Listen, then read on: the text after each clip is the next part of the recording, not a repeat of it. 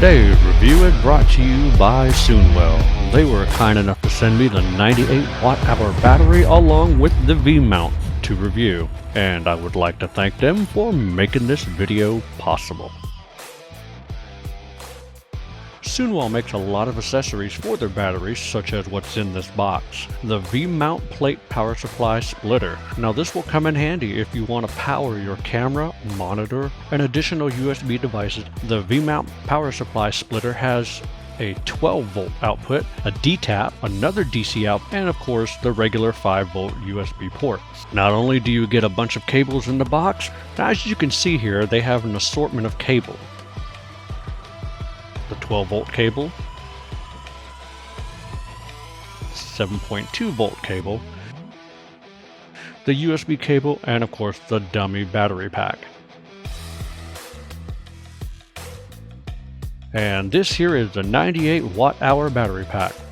Packed snug, can't even get the box open.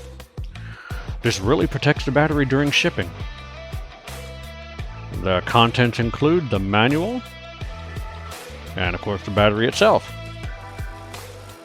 Zip tight in the Ziploc air sealed tight bag. What do you know? It's fully charged. 5 full green bars. I'm truly impressed when companies ship rechargeable batteries that are ready to go. I applaud Soonwell for this effort. So let's take a closer look at the battery. This covered plate is having trouble getting it open, but this one right here is for the D-tap. And there's one on the other side, so we have 2 D-taps.